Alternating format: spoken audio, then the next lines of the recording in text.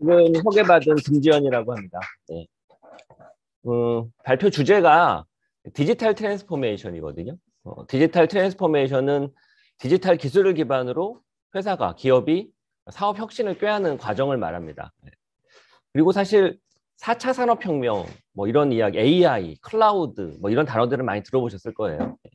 그런 기술들을 활용을 해서 특히 기존에 있었던 빅테크 기업, 소위 말하는 아마존, 뭐 구글, 페이스북, 그리고 한국은 카카오하고 네이버, 배달의 민족이 있겠죠. 마켓컬리부터 해서 쿠팡.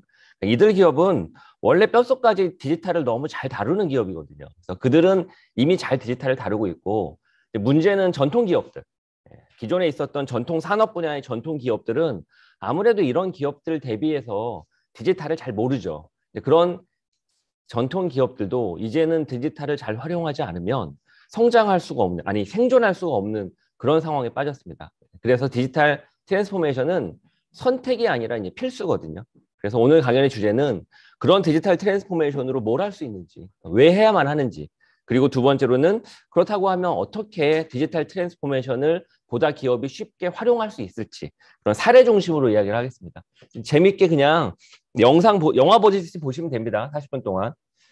그리고 여기 현장에는 나눠드린 교환이 있는데 그 교환에 있는 내용하고 조금 내용을 바꿨어요. 그래서 화면 위주로 보시면 됩니다. 온라인으로 연결해서 보시는 분들도 재밌게 영상이나 여러 가지 이미지 중심의 사례 중심으로 내용을 보시면 됩니다. 지금 미국에서 CES가 진행되고 있어요. 라스베가스에서. 예. 저도 원래는 갔어야 되는데 오미크론 때문에 피치 못하게 못 가게 됐네요. 예. CES는 1년에 딱 한 번 열리거든요. 매월 1월에. 예. 한마디로 말하면 IT 축제예요.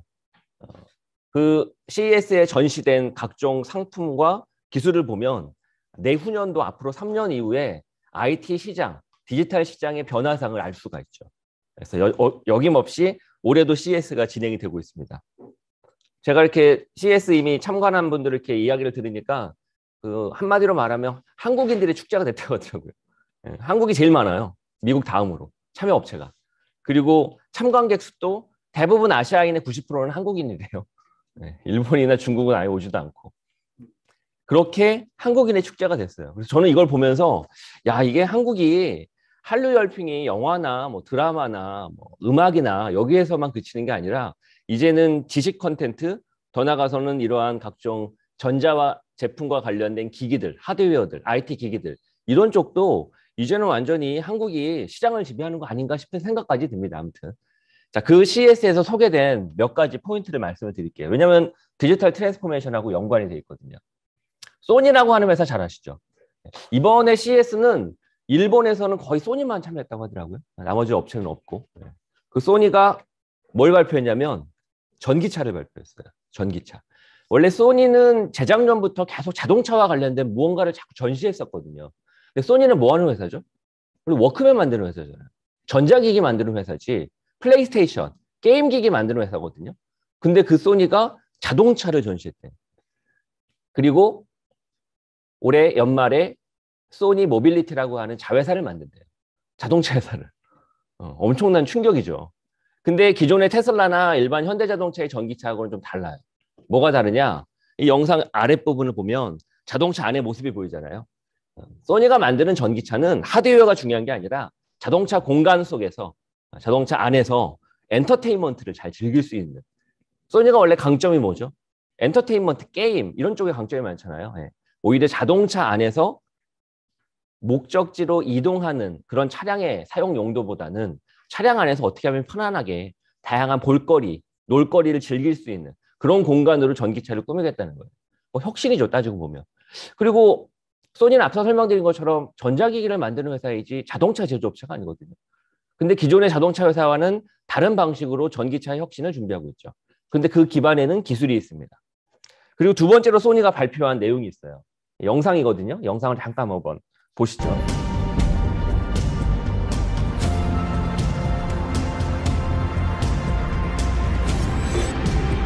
initiated, broadcasted, and engaged with fans through technology. One of our most prominent advancements has been supporting many rights holders and broadcasters through our data visualization capabilities. 축구 경기장인데 Adding data to video has had an increasing value 축구 in the 경기장에 sports industry. 수많은 By 카메라들이 combining metadata, 방송으로 artificial 송출하잖아요. intelligence, and video, 그거를 앞으로 Hawkeye 소니가 has developed 혁신적으로 unparalleled 바꾸겠다라고 발표를 expertise in introducing 화면을 new 잘 tracking 보십시오. technologies in sports, 모든 from 선수들의 football's goal 움직임들을 line 다 technology AI를 to 기반으로 tennis's 추적을 해요. electronic line calling.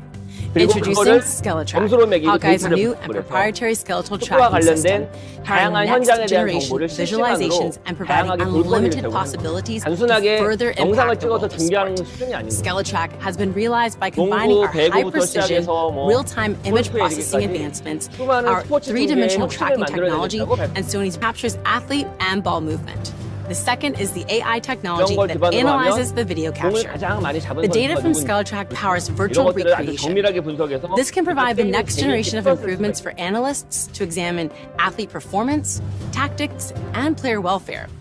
By capturing every piece of skeletal data, analysts and fans alike can see aspects of player performances that were previously invisible or too fast for the naked eye. Virtual recreation has the ability to power new forms of fan engagement, from gamifying viewing experiences to augmenting OTT, allowing fans to customize their game day experience. Whether it is the view of the goalkeeper trying to save the shot, or a seat in the stands of one of the best stadiums in the world, virtual recreation can transport fans from their sofas, rice ball with the occult swallows. Skeletrack unveils unlimited opportunities to take content to the next level, moving beyond linear experiences to produce next-level data-led entertainment, elevating live broadcasts and creating new social experiences. Hawkeye, alongside Sony, is looking to expand from sports experiences to the broader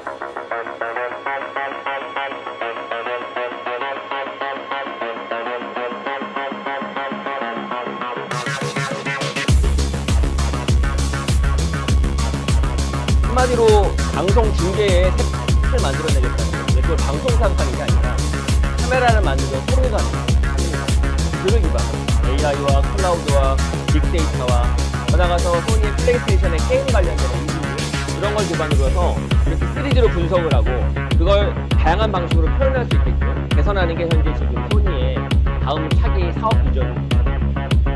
디지털 트랜스포메이션. 소니가 전통 전자 제조업체로서 새로운 모습으로 혁신하는 모습을 보이고 있는 거예요. 전통 기업 중에 존 디어라고 하는 회사가 있습니다. 존 디어. 180년 된 회사예요. I really never thought I would see an autonomous 트랙터 만드는 tractor 회사. in my farming career. CES에서 For me, it was 그동안 really 3년 전부터 exciting 다양한 the first 제품들을 time I got to 선보이고 take the 있거든요. autonomous 화면을 tractor to the 보시죠. field, swipe my phone, watch the tractor start with no 트랙터를 one in 잘 the 보세요. cab, 사람이 없어요. start doing tillage, 사람이 없다고요. come to the end of the field, 농부가 내 turn on the 스마트폰으로 end, do 트랙터를 자동으로 the tillage 자율주행으로 just as well as I can do myself with 그러면 no one in the 24시간 cab. 농사를 해줄 수 있어요. I can pull up the 사람이 필요가 app, I can monitor the 나는 그냥 tractor, 방에 see how much of the 들어가가지고 field it's gotten 전자기기 tilled, I 스마트폰으로 can 컴퓨터로 check the 조작을 하면 fuel 돼요. level, I can check the app to see how much of the field is left. If there was something in the field that it wasn't sure about, the tractor will stop and alert me. Is this something I can go around? Do I need to go out and remove an object from the field? The app gives me all this information so I can monitor everything very closely. On farms, 단순하게 labor 자율주행만 되는 is 게 아니라 always a challenge. 수많은 센서와 카메라가 You need 달려있어서 labor for 비료를 lots and lots of 제초제를 hours 뿌릴 for 때도 short 무작정 periods 다 of 뿌리는 게 아니라 time. The 선택을 auto 해가지고 steer and technology has 제초제도 helped reduce our labor 모든 load. 벼에 뿌리는 게 아니라 which 벼 makes my life a 사이사이에 lot 있는 easier. 잡초에만 뿌린다. 그럼 제초제도 절약되고 Autonomy will help because we will be able to put a tractor out in the field and let it run for 24 hours a day because it's not manned. But it also helps us with the weather because we can run so hard when soil conditions 자율주행 are 기능을 fit. 적용시킬 수 있고 The 더 thing that 나아가서는 excites 단순 me the 자율주행 기능이 most 아니라 아예 about 농부 없이 autonomy is 저렴한 not being 비용으로 locked in. 농작물들을 관리하고 활용할 수 있게끔 바꾼다는 거죠. 180년 전통의 존 디어라고 하는 농기구 제조업체가 이렇게 디지털 트랜스포메이션을 합니다. 디지털 트랜스포메이션은 크게 두 가지 목적으로 진행이 돼요. X축과 Y축. X축은 기존에 원래 하고 있던 회사의 사업이나 프로덕트, 상품이나 이런 게 바뀌는 게 없어요. 고객은 모르죠. 다만 공장이 바뀝니다. 수율이 높아지고 생산성이 향상되고 비용이 절감되고 프로덕트는 그대로예요. 그러면 예전보다 훨씬 더 저렴하게 만들 수가 있죠. 예전보다 훨씬 더 안전하게 만들 수 있고 예전보다 더 성능이 좋은 걸 만들 수가 있고 그것도 디지털 트랜스포메이션입니다. 주로 공장이나 제조 공정 이런 부분의 혁신들은 다 X축으로 진행이 돼요. SK 이노베이션도 그렇고 삼성전자도 그렇고 많은 제조업체와 에너지 관련된 기업들이 공장에서 생산되는 수많은 프로덕트를 디지털 트랜스포메이션을 적용을 해서 이전보다 더 빨리 생산하고 이전보다 더 저렴하게 생산하는 거죠. 생산된 제품은 똑같다고요. 소비자가 보기에. 이것도 디지털 트랜스포메이션이에요. 적은 비용이 들고 리스크가 훨씬 적죠. 그 대신 얻게 되는 기대 가치도 크지는 않아요. 이익률이 조금 높아진다거나 이 정도거든요. 근데 Y축은 완전 다른 겁니다. 고객이 바뀌고 우리 제품의 프로덕트가 바뀌고 비즈니스 모델 자체가 완전히 바뀌는 거죠. 하이 리스크예요. 그 대신 하이 리턴이죠. 비용도 많이 들 수가 있고. 앞서 보여드렸던 소니가 완전 사업 비전이 바뀌는 거잖아요. 자동차는 자동차 제조업체가 만드는 거잖아요. 근데 소니라고 하는 전자기기 업체가 워크맨 만들던 회사가 자동차를 만든다고요. 단 기존 자동차 회사는 다르게 만들죠. 그런 건 Y축입니다. 테슬라의 전기차는 기존 자동차 회사하고 달라요. 만드는 방식도 다르지만 비즈니스 모델이 달라요. 비즈니스 모델이. 잠시 후에 이제 자세하게 설명을 드릴 텐데 바로 Y축이라고요. 현대자동차가 만드는 자동차, 전기차는 X축이에요. 하지만 테슬라가 만드는 전기차는 Y축인 거죠. 하지만 현대차가 이번 CES에서 뭘 소개했냐면 로봇을 소개했어요. 로봇. 원래 자동차 제조업체잖아요. 근데 보스턴 다이나믹스라고 하는 로봇 회사를 인수했거든요. 2년 전에. 그리고 그 현대차가 그 로봇을 활용해서 일상과 산업을 바꾸고 있습니다. 그 로봇들이 각종 건설 현장 속에 들어가서 사람들이 접근하기 어려운 여러 가지의 건설 현장의 상황 같은 걸 모니터링하고 분석하는 기존 자동차 회사가 꿈꾸지도 않았던 전혀 다른 비전을 지금 준비하고 있거든요. 달라진 거죠. Y축입니다. 그러니까 한 회사가 X축으로 Y축으로 각각 다르게 디지털 트랜스포메이션을 할 수 있는 거죠. 삼성전자도 기존의 스마트폰을 계속 갤럭시 2, 갤럭시 3, 갤럭시 20까지 계속 바꾸잖아요. 그건 X축이라고. 하지만 Y축도 있어요. 바로 삼성전자가 최근에 출시한 쿠커라고 하는 비스포크 쿠커라고 하는 새로운 전자 오븐입니다. 전자레인지. 이 전자레인지가 좀 독특해요.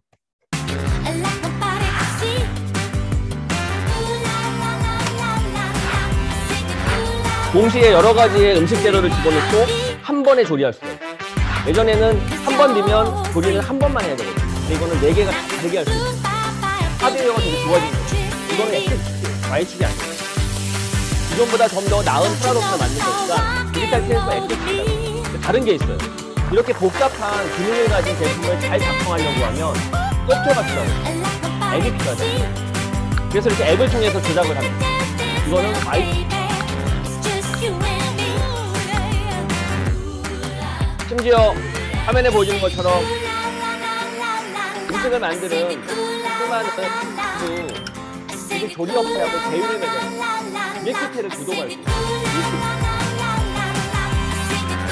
구독한 밀키트를 QR코드를 딱 스마트폰 앱으로 찍으면 자동으로 조리와 관련된 정보가 쿠커에 전달이 돼요. 그래서 나는 밀키트를 포장을 뜯어서 갖다 집어넣으면 아주 근사한 요리가 한꺼번에 되죠. 그러면 삼성전자는 기존과 다른 비즈니스 모델이 필요하죠. 왜냐? 밀키트를 구독하게 됐잖아요. 예전에 우리가 산 전자레인지는 전자레인지 사고 끝이죠. 그 이후에 전자레인지에서 뭘 요리하는지는 내 책임이지 삼성전자의 책임이 아니라고요. 근데 이제는 삼성전자가 이 수많은 제조업체들하고 음식 조리업체하고 제휴를 맺어서 이들의 상품을 팔아주는 역할을 하거든요.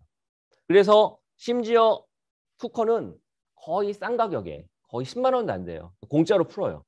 그 대신 이걸 구독하는 거죠. 이걸 구독하는 거죠. 그럼 삼성전자의 비즈니스 모델도 바뀌겠죠. 그렇죠? 예전에는 전자레인지 안에 뭐가 들어가든 전혀 본인들은 상관하지 않았는데 이제는 전자레인지 안에 들어가는 음식과 관련된 정보, 왜 QR코드를 읽어야 여기에 자동으로 조리 정보가 입력될 거 아니에요. 그런 플랫폼 역할을 해야 된다고요. 회사의 비즈니스 모델도 바뀌는 겁니다. 그래서 지금 실제 총 117개의 레시피가 들어가 있어요. 8개의 회사하고 제휴를 맺었거든요. 기존에는 안 하던 짓이라고요. 근데 그런 걸 해야 되는 거죠. 비즈니스 모델도 바뀌는 거예요. 원래 59만 원에 디바이스만 팔고 끝나던 회사가 이제는 월 4만 원의 밀키트를 계속 구독하는 방식으로 거기에 수수료를 받을 수 있잖아요. 그리고 그 전자레인지는 매월 쓰게 되잖아요. 1년, 2년, 3년, 5년. 그럼 그때마다 계속 돈을 벌 수 있죠.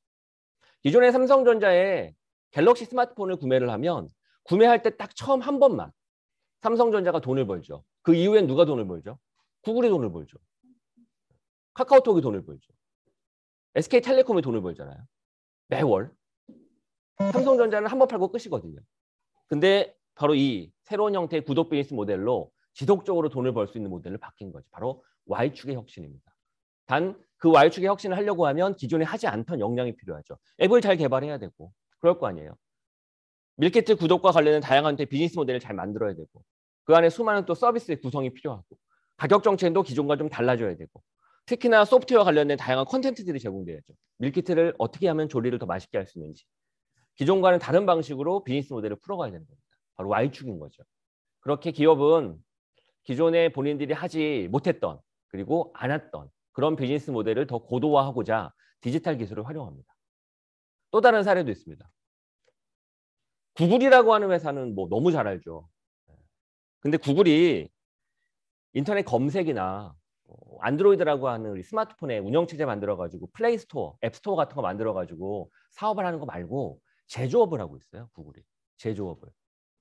구글이 네스트라고 하는 제조사를 인수한 지가 꽤 됐어요. 한 8년 넘은 걸로 제가 기억하는데 네스트라고 하는 회사는 뭐 하는 회사냐면 그 집에 그 귀뚜라미 보일러 같은 거 이렇게 있으면 그 보일러 조절하는 스위치 있죠. 그 스위치를 만드는 회사예요. 그러니까 보일러는 만드는 게 아니라 스위치만 만드는 회사예요. 되게 예쁘게 생겼어요. 그 네스트라는 회사가 그 스위치를 만드는 회사였는데 이 회사를 인수했어요. 구글이 인수한 최초의 제조업체입니다. 그리고 그 네스트가 계속 진화를 거듭한 끝에 지금은 스마트홈, 집에 있는 수많은 보안 관련된 기기, 뭐 예를 들면 IP 카메라, 그렇죠? 혹은 자물쇠, 그다음에 초인종. 근데 다 인터넷 기술이 접목이 돼서 기존에 우리가 알고 있었던 초인종이나 자물쇠하고는 다릅니다. 그런 걸 만드는 회사로 거듭났어요. 그래서 그 제품 중 하나를 제가 소개를 해드리겠습니다. 바로 구글이 인수한 네스트가 만든 집안에서 방범용으로 쓰는 카메라입니다. On the home screen, tap the feed icon. At the top of the feed tab, you will see recent events. Scroll through all the events to see what you missed. To see camera events at a specific time, tap on the video 카메라에 clip. 촬영된 모든 영상들을 You can see 확인할 수 있어요. and hear everything that happened. To get even more information about a specific event, swipe up for more details. 여기 잠깐 To 보시면 see all 패밀리어 your events 페이스라고 for the 나옵니다. past 60 days, 얼굴을 tap 인식하세요. Go to History from the 가족이 top of 아닌 the 사람이 feed tab. 발견됐을 땐 In 알람이 Home 와요. History, 이상한 scroll 사람이 left or 집안에서 right to switch between 어슬렁거린다. different days. 기존의 Tap 일반 a IP date to see all the 카메라로는 events 상상을 할 that 수 happened 없는 that 기술인데 day. 구글이 만들었잖아요. You can also 구글은 see your AI video 알파고를 history 가지고 in the 있어요. Nest app. 그 AI가 Open the 이렇게 Nest 사람 app. 얼굴을 인식해줍니다. On the home screen, tap the camera's live video stream. You will see video clips of all the events that occurred. Tap a video clip to see 택배 more 갔다 왔다. information about that 그러면 event. AI가 인식을 해요. To see a timeline of events, 그래서 tap the 택배 sightline 왔어 icon. 알려줍니다. You can even download and save a clip to your AI photos, 네, or share 제공되는 it by 기능이 tapping on the new clip icon. 여기 자세히 보시면 오른쪽에 터킹, 퍼슨, 사운드, 모션, 패밀리어 페이스 쭉 나와 있죠. 저게 무슨 뜻이냐? 터킹은 사람 목소리가 녹음됐어. 누군가가 이야기한 것 같아. 그걸 알려주는 겁니다. 최근에 한 4개월 됐나? 4개월 전부터는 뭐가 들어갔냐면 도그 바킹이 들어가 있어요. 강아지가 짖는 소리. 강아지가 짖으면 알려준다고요. 아마 고양이도 앞으로는 알려줄 것 같아요. 고양이하고 강아지 소리가 다르잖아요. 계속 추가됩니다. 모션은 어떤 움직임이 있는, 사람의 움직임이 있는. 액티비티는 뭐가 싹 스쳐 지나갔거나 사람이 아니라 뭐 바람이 불었거나 아니면 색깔이 뭐가 바뀌었거나 이때 액티비티라고 표현합니다. 지금 제가 말한 기능은 계속 추가되고 있어요. 나는 그냥 IP 카메라 하드웨어를 샀는데 얘가 계속 똑똑해지는 거예요. AI 덕분에. 우리 국내에 아니 전 세계에 있는 수많은 IP 카메라 제조업체에서 이런 식으로 똑똑한 건 없어요. 구글이 바로 AI라고 하는 기술을 기반으로 그렇게 똑똑하게 만든 겁니다. 화면에 보이는 것처럼 도어벨 링이 최근에 들어갔어요. 띵동 하면 초인종 소리를 인식을 해요. 그러면 훨씬 더 방범 목적으로 사용되는 이 기기의 사용성이 높아지겠죠. 그리고 내가 검색할 때도 한 달, 3개월 동안 계속 녹화된 영상 속에서 3개월 전에 강아지가 짖었던 그때 한번 영상을 보고 싶은데 그거 찾으려면 너무 힘들거든요. 근데 여기는 다 나와 있잖아요. 이렇게 분석을 해서 AI가 쉽게 빠르게 찾을 수가 있습니다. 아까 설명드린 것처럼 택배 기사가 온 것도 자동으로 인식한다니까요. 택배 기사가 온 것도. 자, 돈은 어떻게 볼까요? 돈은 이런 제가 얘기한 수많은 기능을 월 사용료를 내야 돼요. 구독료를. 안 내면 이런 기능을 못 써요. 돈 버는 방식이 완전 다른 거죠. IP 카메라 20만 원짜리 사고 그냥 뭐 멍텅구라고 하긴 좀 그렇네요. 그냥 기존처럼 쓰는 거죠. 그냥 기존 일반 IP 카메라처럼. 하지만 돈을 내면 어떻게 되느냐? 이런 기능을 다 쓸 수 있죠. 근데 그 기능이 갈수록 좋아져요. 그러니까 나갈 수가 없죠. 계속 쓰게 됩니다. 비즈니스 모델이 다른 거죠. X축은 기존에 있었던 IP 카메라의 화질을 좀 바꾸거나, 그렇죠? 성능을 더 개선하는 거. 그게 X축이고요.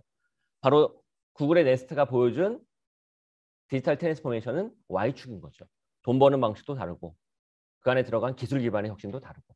자, 그러면 아까 잠깐 이야기했던 테슬라를 한번 살펴볼까요? 테슬라는 왜 Y축인지 X축이 아니라. 테슬라의 자율주행 기능보다 저는 테슬라가 참 중요한 기술을 가지고 있다고 말씀드린 것이 바로 여기 화면에 나오는 거예요. 테슬라의 블랙박스에 찍힌 영상을 모은 거예요. 소리를 잘 들어보세요. 삐삐삐 소리 들리죠? 삐삐삐. 이게 테슬라가 알려주는 거예요. 너 지금 운전 조심해야 돼. 사고 날 것 같아. 알려주는 기능입니다. 알람 기능이에요. 삐삐삐 소리 들리죠?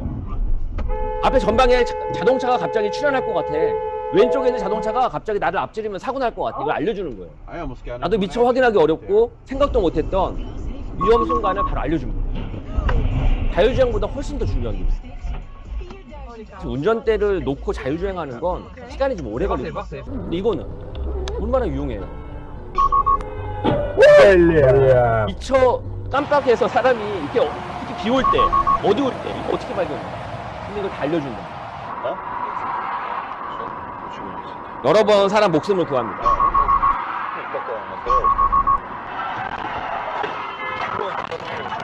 그렇죠? 네, 여러 번 구하죠. AI 기술 덕분이죠. 자동차에 인터넷이 늘 연결돼 있어요. 재밌게도 그 인터넷에 연결된 여러분 스마트폰 인터넷에 연결돼 있잖아요. 그 사용료 누가 내죠? 당연히 우리가 내죠. 테슬라가 내요. 이상하지 않나요? 왜 그걸 테슬라가 내지? 사용자가 내게 하면 되는데. 데이터 가져가려고. 그 데이터가 있어야 자율주행 기능이 계속 고도가 되거든요. 테슬라는 인터넷에 24시간 연결되어 있고 그 연결된 자동차가 전국 곳곳을 돌아다니면서 수많은 데이터를 수집하거든요. 도로 상태부터 시작해서 운전자의 운전 습관부터 해서 얼마나 많은 데이터가 쌓이겠어요. 그 데이터를 고스란히 테슬라의 클라우드에 저장해 놓고 AI를 똑똑하게 만드는 거죠. 마치 아까 네스트 카메라가 계속 진화된다고 했잖아요. 강아지 짖는 소리부터 시작해가지고 택배 온 거부터 벨소리 다 인식한다고 그랬죠. 바로 그렇게 AI가 진화되는 것처럼 테슬라 역시 자동차를 통해서 그 데이터를 고도화하고 있는 거죠. 단 여기까지는 X축. Y축은 뭐냐? 이걸 가지고 자동차의 비즈니스 모델을 바꿨거든요. FSD라고 하죠. 자율주행 기능. 이걸 더욱더 고도화해서 자율주행 기능을 돈 내고 팔거든요. 내가 테슬라 자동차를 샀는데 자율주행 기능을 제대로 쓰고 싶어. 그러면 FSD라고 하는 기능을 이네이블 시켜야 됩니다. 이네이블 시키면 약 한 900만 원 정도를 내야 돼요. 하드웨어를 바꾸는 게 아니에요. 그냥 소프트웨어 기능을 온 시킬 때 900만 원을 내야 돼요. 아, 근데 900만 원 너무 좀 부담스럽다. 그러면 월 사용료를 내면 됩니다. 월 사용료를. 한 10만 원 정도. 그리고 1개월 사용하다 마음에 들면 계속 사용해도 되고, 아, 나 1개월만 사용하고 말랜다. 그러면 그냥 중간에 중도에 해지하면 되고, 넷플릭스처럼. 전혀 다른 비즈니스 모델이죠. 당연히 기술도 다릅니다. 그렇기 때문에 그건 Y축. 이렇게 되는 거죠. 그런 테슬라가 3년 전부터 공들이고 있는 새로운 비즈니스 모델이 있어요. 바로 이겁니다.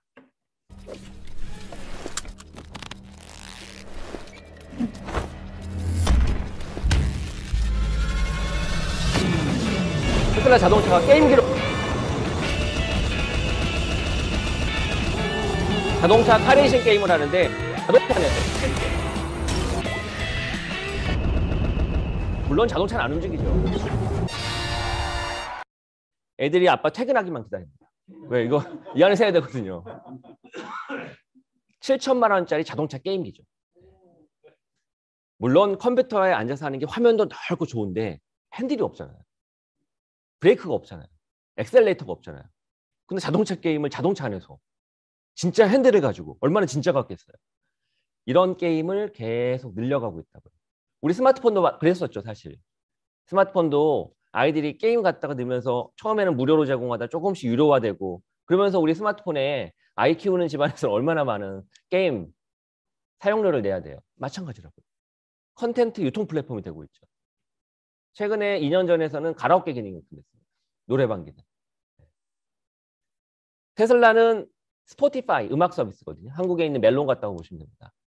그리고 넷플릭스 잘 아시죠? 그게 탑재되어 있어요. 무슨 소리냐? 스마트폰 없이도 자동차가 인터넷에 연결되어 있거든요. 그래서 직접 자동차에 탑재된 태블릿에서 넷플릭스를 실행을 해서 바로 영화를 볼 수 있다. 음악을 들을 수 있고. 아니 집에 거실에서 큰 TV 보고 영화 보는 게 더 낫지. 맞아요. 그런데 자동차는 특징이 하나가 있어요. 뭐가 있냐면 폐쇄된 공간이거든요.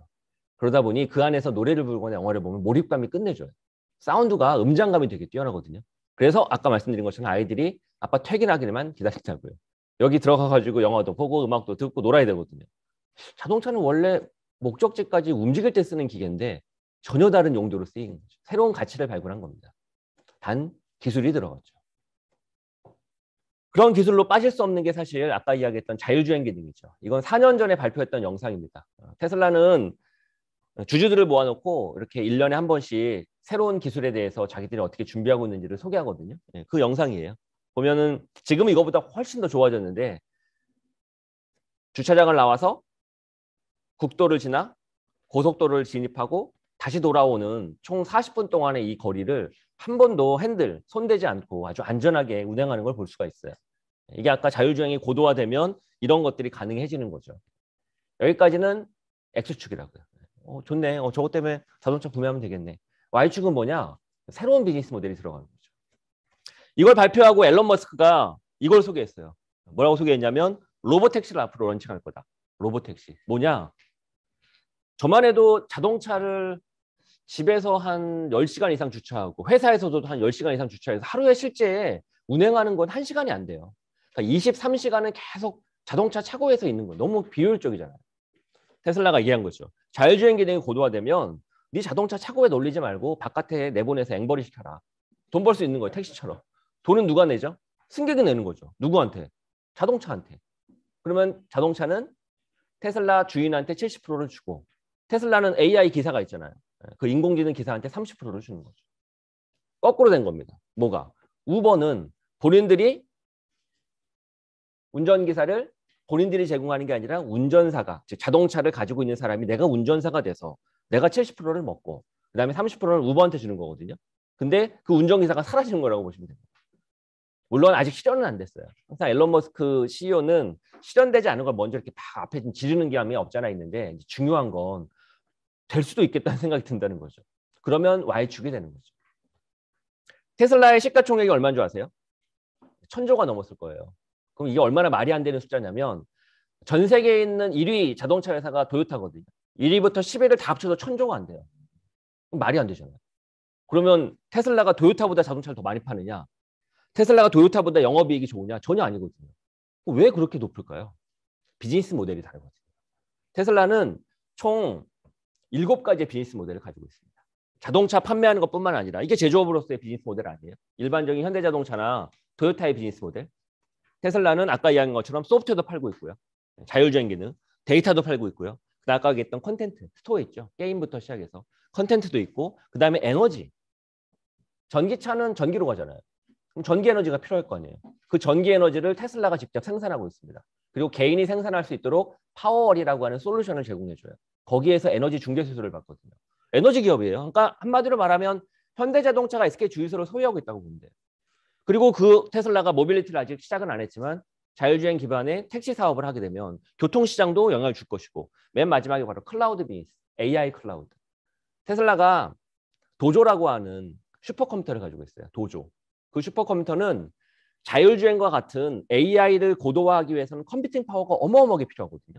그 컴퓨팅 파워를 효율적으로 제공하는 일종의 클라우드 엔진이라고 보시면 됩니다. 그것도 앞으로 사업화할 예정이라 쉽게 말하면 아마존이 인터넷 쇼핑몰 운영하면서 클라우드 비즈니스를 하잖아요. AWS라고. 그거하고 똑같다고 보시면 됩니다. 이렇게 7가지의 비즈니스 모델을 가지고 있다 보니 기존 자동차 회사하고 1대1로 대입해서는 안 되죠. 전혀 다른 사업 구조를 가지고 있는 회사라고 보면 됩니다. 그래서 회사의 기업 가치가 우리가 상상할 수 없을 만큼 높은 거죠. 저는 이걸 이제 멀티 비즈니스 모델이라고 하는데 그만큼 인터넷 기술 기반으로 사업 혁신을 하는 과정에 있어서는 X축을 꿈꿀 게 아니라 Y축을 꿈꿔야 회사의 볼륨이 훨씬 더 커지고 기업 가치가 극대화됩니다. 자, 여기까지 들으시면 왜 디지털 트랜스포메이션을 하는지, 그리고 디지털 트랜스포메이션을 통해서 무엇을 얻을 수 있는지에 대해서 대충 몇 가지, 5가지의 사례를 통해서 감을 잡으셨을 거고, 자, 그럼 어떻게 할까? 사실 디지털 트랜스포메이션이 어려운 것 중에 가장 큰 이유 중에 하나는 현장은 너무 바쁘거든요. 그러니까 기업에서 왜 몰라요? 디지털 기술 기반으로 혁신하면 당연히 회사가 더 성장하고 뭔가 기존과 달라질 거라고 하는 걸 왜 모르겠어요. 근데 왜 하기 어렵냐면 현장은 너무 바쁘다 보니 옆에서 좋은 기술이라고 소개한 이거를 제대로 들여다볼 시간이 없어요. 그리고 이거를 끼우려고 하면 멈춰야 되거든요. 공장이 멈춰야 되는 거예요. 엄밀히 말하면. 그러면 KPI는 어떻게 하고, 당장의 매출은 어떻게 하고, 이익은 어떻게 하겠어요? 그게 덜컥 겁이 나는 거죠. 또 이걸 끼우면 기존에 운행하는 방식과 달라지기 때문에 기존에 했던 사람들이 더 잘할 수가 없어요. 새로운 사람이 필요할 수 있는 거죠.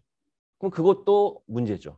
회사의 역량이 바뀌는 거기 때문에 기존에 있었던 인력들이 재교육을 해야 되거든요.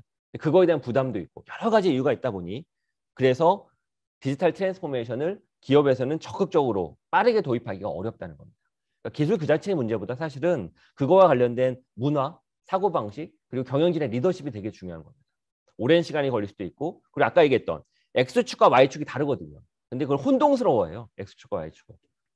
경영진은 Y축을 꿈꾸고 있는데 현장은 X축밖에 안 되거든요. 여러 가지를 하는 게 때문에 종합적으로 볼 수 있는 사고가 필요하다고요. 그런 측면에서 뭐 오늘 강의 시간이 너무 짧아서 다 말씀드리기는 어렵고 몇 가지 우리가 시사점을 갖고 들여다볼 포인트를 한번 사례를 통해 설명드리도록 하겠습니다. 빅테크 기업의 대표 주자죠. 페이스북. 페이스북이 2004년도에 설립됐어요. 16년이 지났는데 알다시피 페이스북은 인스타그램 인수하고 잘 나가고 있습니다. 특히 VR, 메타버스라고 하는 VR 디바이스 오큘러스 퀘스트 만들면서 지금 계속 기대 수치가 높아지고 있죠. 거기에 더해서 회사 이름을 바꿨어요. 최근에 메타라고 바꿨거든요. 바로 메타버스를 염두에 둔 겁니다. 자, 그러면 디지털 트랜스포메이션은 전통 기업이나 진짜 목숨 걸고 하는 줄 알았더니 이미 인터넷 기업인 페이스북은 더 목숨을 걸고 하고 있는 거예요. 왜? 디지털 트랜스포메이션을 자기들이 해온 지금보다 더 가속화하지 않으면 미래에 살아남을 수 없으니까 더 하는 겁니다. 그래서 회사 이름까지 바꿨어요. 회사 이름만 바꾼 게 아니라 메타로 회사 이름을 바꾸면서 1시간 30분 동안 주커버그가 직접 키노트 영상, 키노트로 소개를 했습니다. 앞으로 메타가 뭘 할 것인지를. 이게 소개한 영상들입니다. 여기 화면에 보여주는 게. 그동안 우리가 봤던 인터넷 서비스하고는 완전 본질적으로 달라요. 새로운 경험을 제시하거든요. 평면적인 모니터 속에서 우리가 키보드 타이핑하고 마우스 움직이면서 손가락으로 문지르면서 하는 인터넷이 아니라 여기 나오는 모든 인터넷들은 공간 속에 들어가서 가상의 공간 속에 들어가서 온 몸으로 인터넷을 하는 겁니다. 그래서 이렇게 표현했어요. 실제 주커버그가 앞으로 우리 메타 회사의 미래는 인바디드 인터넷이다. 즉 체화된 인터넷. 내 몸 전체가 인터넷에 빠지는 겁니다. 기존의 인터넷은 눈과 귀와 손으로만 했거든요. 근데 앞으로 인터넷은 내 몸이 다 들어가는 겁니다. 완전히 가상의 공간 속으로. 새로운 체험을 제공하는 메타버스를 페이스북이 즉 앞으로 메타라는 회사가 더욱더 공격적으로 하겠다라고 보여준 거죠. 그러면서 이런 몇 가지의 테마들을 쭉 설명을 합니다. 오늘 뭐 메타버스 강연이 아니기 때문에 이걸 제가 자세히 설명은 드리진 않을 거고 드리고 싶은 메시지는 뭐냐면 이미 인터넷 기업에 구글과 함께 최고의 기업이 된 페이스북이라는 회사조차도 디지털 트랜스포메이션을 더 하려고 왜? 안 하면 생존할 수 없으니까 그렇게 노력하고 있다. 이 말씀을 드리는 거죠. 더 나아가서 아마 잘 모르실 수 있는데 인터넷 사업 쪽에 종사하시는 분들이면 엔비디아라는 회사를 모르진 않아요. 엔비디아가 주가가 어마어마하게 올랐거든요. 엔비디아는 뭐 하는 회사냐면 페이스북이나 구글처럼 B2C 회사가 아닙니다. B2B 기업입니다. 뒷단에서 컴퓨터와 인터넷과 관련된 사업들, 서비스들이 제대로 운영되기 위해선 어마어마한 그래픽 처리, 퍼포먼스가 필요하거든요. 그런 그래픽 처리와 관련된 하드웨어 칩셋을 만드는 회사예요. 이 회사도 계속 도전하고 있거든요. 뭐를? 디지털 트랜스포메이션. 그러니까 전통적인 제조업체인데 첫 번째 도전은 AI에 도전을 해서 AI 회사로 거듭났고 두 번째 도전이 최근에 메타버스로 도전하고 있습니다.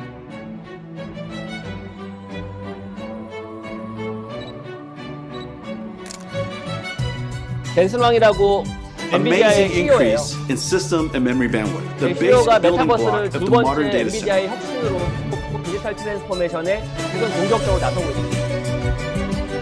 자기의 얼굴과 내 모든 실체를 다 3D로 촬영을 해요. 촬영된 영상을 메타버스에서 구현하는 거예요. 그러면 나를 대신하는 메타버스, 일종의 AI 휴먼이 나와 똑같은 모습으로 내 표정과 내 말하는 제2의 자아가 나옵니다. 이게 바로 메타버스 공간 속에서 나를 대신해서 움직이고 활동을 하는 Toy me.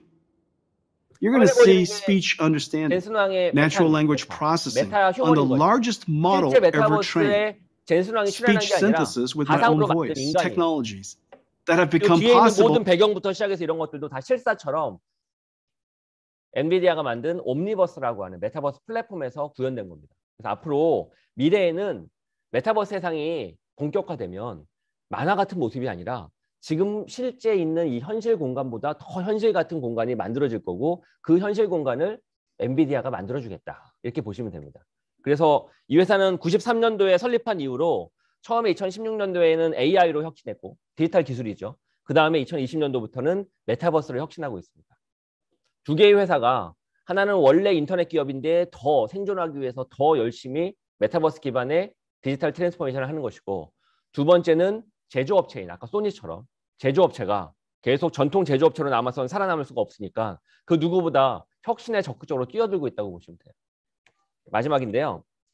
결국 그런 디지털 트랜스포메이션을 하는 과정에 있어서 제일 중요한 건 뭐냐면 산업별로 제조업이냐 유통업이냐 마케팅 광고업이냐 산업별로 그리고 우리의 목적이 X축을 목적으로 하느냐 Y축을 목적으로 하느냐 그거에 따라 디지털 트랜스포메이션의 방법론은 다 달라져요. 사실. 더 중요한 건 그런 산업과 우리의 목표에 따라 달라지는 것 이외에 어디에 적용할 것인가 우리 프로덕트를 바꾸는 건가 아니면 공정을 프로세스를 바꾸는 것인가 더 나아가서는 우리의 인프라를 바꾸는 것인가에 따라 다 다르다고요.